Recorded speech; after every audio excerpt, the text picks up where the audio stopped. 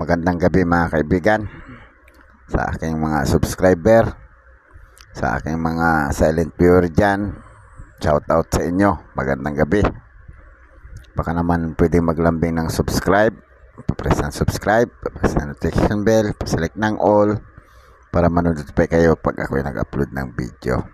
Palike na rin ang video at kung gusto nyo i-share, i-share nyo na rin. Mga kaibigan, meron nga pala akong mga lahat ngayon, kung kagabi zero ako, ngayon meron ito kaibigan, mga kaibigan 1995, maganda pa siya non-magnetic. Saka ito 2019 medium cut edge nonagonal. Tsaka ito 2006 dalawa. At saka itong hard to find na 2009 die 2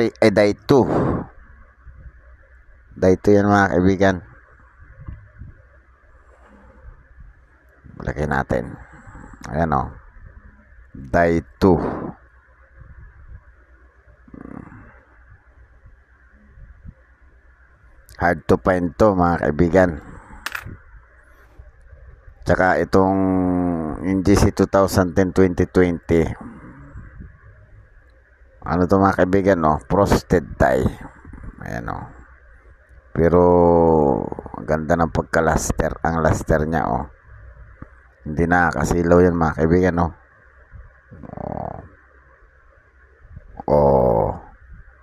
frosted die.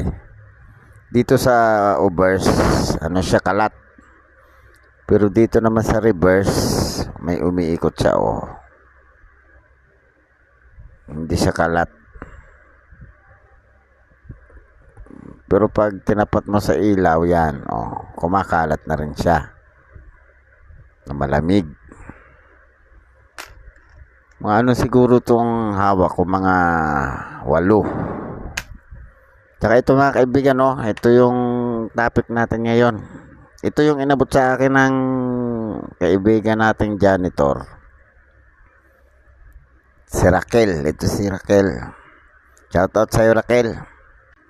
Inabot to niya sa akin, sabi niya ito sir sabi niya, ang mahal ba dyan, ang mahal ba niyan, ang mahal. Sabi ko pinalitan ko ng 25 pesos. Binigyan ko siya ng 25 pesos. Pero ang value lang nito 8.18 o 8.16. Makikita natin mamaya. Tsaka ito, may dalawang itong isa ay 2006, itong isa ay 1999, pero ito siya 1995. Magkaiba ang vintage to mga kaibigan. Tingnan natin ang kanilang pictures. Unahin natin yung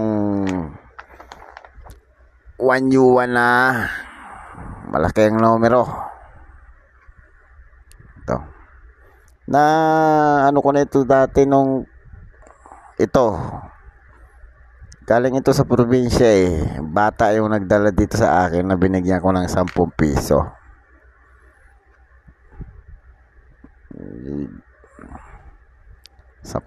lang binigay ko sa kanya akala ko nga kulang pa kasi yung bariya niya kalawangin. Hindi namin to pwedeng linisin sa suka kasi pag nilinis mo to sa suka lalo itong mangingitim kasi steel to Yung pictures niya. Issuer, People's Republic of China, period, People's Republic. Type, Standard Circulation Coins, years 1999 to 2019. Madami-dami rin. Value 1U1, 1 China. Ang value niya ay 18 centavos sa peso. Currency, second, renminbi. Composition, nickel plated steel. Magnetic yan mga kaibigan. Weight 6.1 grams, diameter 25 mm, thickness 1.85 mm, shape round, technique meld, orientation middle alignment. Obverse, chrysanthemum, blossom and the issuer name in Pinyin above. Lettering Shongo, Renmin, Yenyang. Translation, People's Bank of China. Chrysanthemum pala to. Oh. Ibig sabihin, national plant nila ang chrysanthemum. Dito sa atin, parang damo lang to eh. Reverse bank name, denomination, yuan and year of issue. Ito yun, mga kaibigan. Ang value niya 1 yuan at saka yung year. Age niya plain with incuse RMB initial repeated 3 times, which means remember RMB.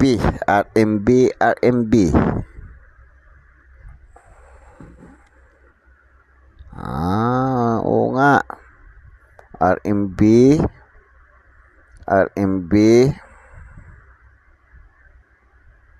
3 times nga, tatlo lang. 1 2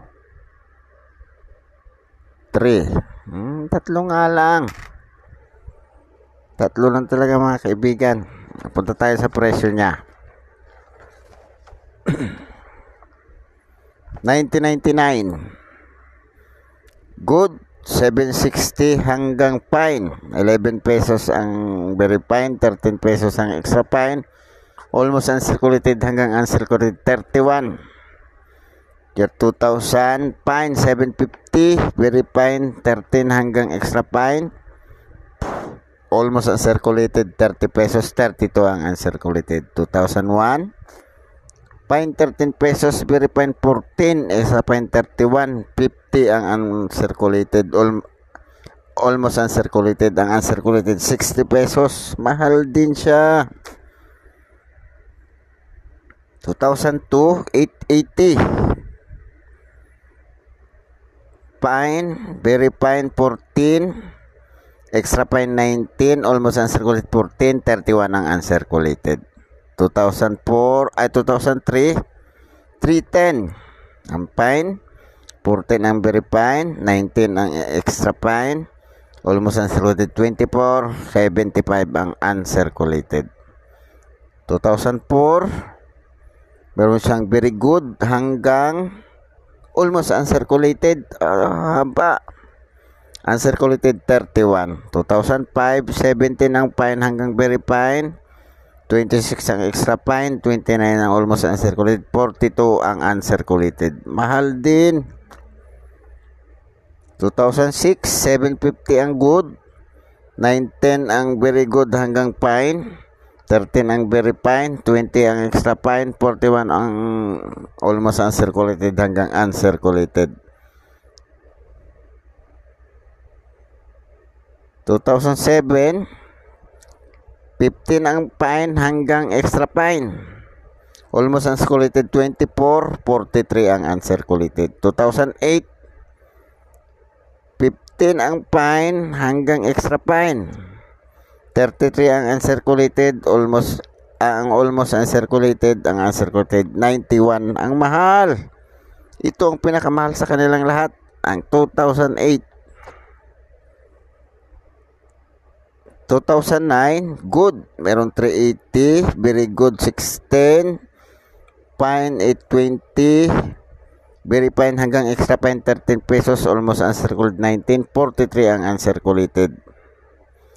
Ang mahal. 2010, 13 ang very good, 14 ang fine hanggang very fine, 26 extra fine, almost uncirculated, 34, 36 ang uncirculated. 2011 fine, 630, very fine 14, extra fine 13, almost uncirculated 19, 43 ang uncirculated. Mahal din. 2010, very good 13. Fine hanggang very fine 14 pesos, extra fine 26, almost uncirculated 34, 36 ang uncirculated. 2011, fine 630, very fine 13 pesos, extra fine 26, almost uncirculated 34, 36 ang uncirculated. 2011, 630 ang fine, 13 pesos ang very fine, 15 ang extra fine, 56 ang almost uncirculated hanggang uncirculated. 2012 may good, 570, 13 pesos ang very good hanggang fine, 14 pesos ang very fine hanggang extra fine, 19 ang almost uncirculated, 65 ang uncirculated. Ang mahal. Dalawa pala ang pinakamahal mga kaibigan. Mamaya 2013, 880 ang good, 13 ang very good hanggang fine, hanggang very fine pala. 15 ang extra fine hanggang almost uncirculated, 60 ang uncirculated. 2014, fine hanggang very fine 10 pesos, extra fine 21, almost uncirculated 43. 94 ang uncirculated. Napakamahal. Ito yung napakamahal sa lahat. Sa 1 yuan ng 1999 to 2019. 2015, 13 pesos ang very good hanggang very fine, 14 ang extra fine, almost uncirculated 16, 63 ang uncirculated. Mahal. Ang mamahal niya mga kaibigan, mahal pala to. Kahit pa ganyan-ganyan lang pala yung coins na yan, mahal din. 2017 fine, 11 pesos very fine, 14 hanggang almost uncirculated, 43 ang uncirculated. 2018 very fine hanggang uncirculated 27, isa lang. Walang 2019, walang presyo. Hard to find ata ito kasi 0.11%. Punta na tayo dito sa isang 1 yuan 1995. Tingnan natin kung sinong mas mahal sa kanila.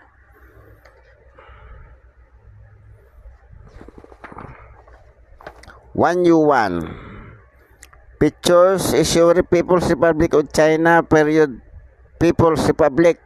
Type standard circulation coins. Year 1991 to 1999, 8 years lang to. Value 1 yuan, 8.18 pesos para sila ng value sa Pilipinas. Currency secondary Mambabay. Composition nickel plated steel, magnetic din siya. Weight 6.1 grams, thickness 2 mm, shape round. Technique meld, orientation medal alignment. Obverse China emblem, Tiananmen, Gate of Heavenly Peace, the gate to the Forbidden City. 5-star above in its country name below, along with the date of the bottom. Ito pala yung obverse niya. Kaso lang Chinese na nakasulat Reverse Peony Blossom, value of Chinese and Pinyin, lettering Yen Yuan. Edge smooth. Makinis yung smooth niya, hindi kagaya dun sa kanya, sa kanina may security picture.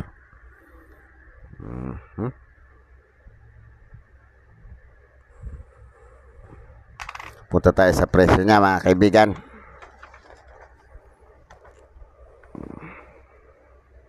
$1991 very fine hanggang extra fine 39. Almost unsaturated 74, unsaturated 170. Ang mahal! Mas mahal siya sa nauna, pero tigdala-dalawa hanggang 1999 tigdala-dalawa, walang presyo mga proof. 1992 fine 21 hanggang very fine 22 ang extra fine hanggang almost unsaturated 95 ang uncirculated. 1993, 19 ang fine hanggang very fine, 22 ang extra fine, 62 ang almost uncirculated, 69 ang uncirculated. 1994, 12 ang fine, very fine 14, extra fine 25, almost uncirculated, 63 hanggang uncirculated. 1995, ito yung hawak ko. 11 yung good hanggang fine, 13 ang very fine, 16 ang extra fine hanggang almost uncirculated, 52 ang uncirculated. May kamahalan din pala itong coins na to. Pero dahil syempre kaibigan ko yung janitor na yon, binigyan ko siya ng tamang presyo. Kasi tingnan mo naman ang coins. Kasi unang tingin mo sa coins, mapepresyuhan mo na siya Pero wala naman ako magawa kung hindi niya tinanggap yung binigay ko na 25. Sabihin niyang 500 yan. Hindi wala akong magawa. Balik niya sa akin yung 25. Buti sa kanya itong coins niya. Pero kasi alam mo yung mga kaibigan, pag gusto nyo magbenta ng coins ng hindi kayo madidihado, hindi kayo maagrabyado, yung magandang klase. Halimbawa, ikumpara natin dito sa itong 2019 na nunagon nito. Dapat mga ganitong klase. Kumikinang, walang dumi. Pero kung halimbawa ito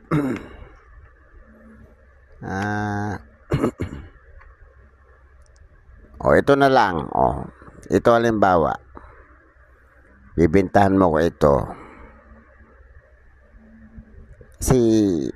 May kaibigan ako sa Facebook na nagbebenta sa akin ng coins. Madami siyang coins, mga old coins, na may pinakita siyang picture.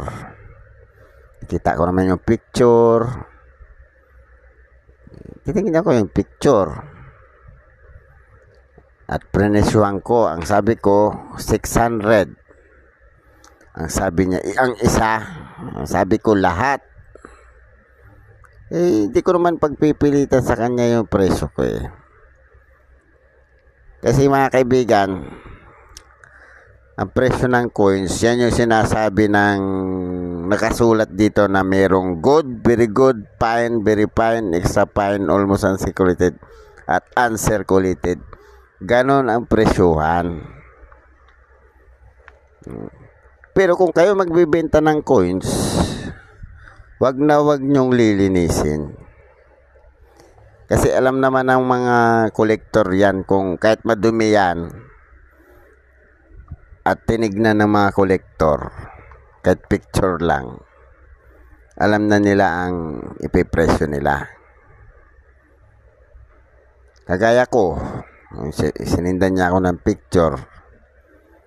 Yung picture niya, kinilatis ko. Tapos ang sabi ko sa kanya, 600. Ang isa, ang tanong niya sa akin, sabi ko lahat. Kasi, makikita mo kahit sa picture yan, kahit hindi na bibidyohan yun Alam ko na ang itsura nun. Kahit linisin pa niya yun, mas lalong bababa lang ang value nun pag nilinis niya. Mga kaibigan, puntan tayo sa 1996. Fine, 16 pesos hanggang very fine, 18 ang extra fine, 22 ang almost uncirculated, 36 ang uncirculated.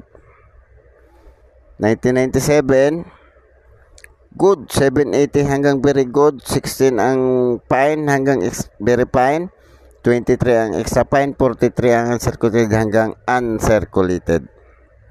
1998, 95 ang fine, 10 pesos ang very good, 19 ang extra fine, 20 ang almost uncirculated, 24 ang uncirculated. 1999. Fine 80, fine 15 hanggang very fine, 16 ang extra fine, 18 ang almost uncirculated, 63 ang circulated. Mahal sila parehas. May mga kaunting diferensya lang sa presyo. Pero mas mahal pa rin yung 1U1 na ganito yung numero. Yan. Ito kasi parang may pag-ano na ito eh. Parang commemorative na rin ang dating nitong ginawa nilang ito eh. Pero madami siyang mintage at saka may mahal din. Pero magandang klase sana siyang coins oh. Yung mga itim-itim kasi niya hindi na makukuha ito sa linis eh. Pag inanuhan ko naman ng suka to, mangingitim to pag nilinis ko sa suka to. Kaya ganito na lang siya. Parang ganito. Hindi ko na nilinis to. Ito na yung natural ano niya simula nang binigay sa akin ng bata sa probinsya. Iba pag ang nickel plated steel ay inano mo sa suka. Mangingitim. Hindi pwedeng linisin sa suka ang nickel plated steel. Dapat yung mga copper nickel yan. Pwede yan. Yung mga NGC, nako. Mahirap linisin sa suka ito mga ganito NGC. O ito pwede linisin sa suka ito mga to. Yan. O pwede yan. Maraming salamat mga kaibigan. Baka pwede naman maglambing ng subscribe. Papress ng subscribe. Papress ng notification bell. Select ng all. Palike na rin ang video. At kung gusto nyo i-share, i-share nyo na rin. Salamat mga kaibigan. Magandang gabi.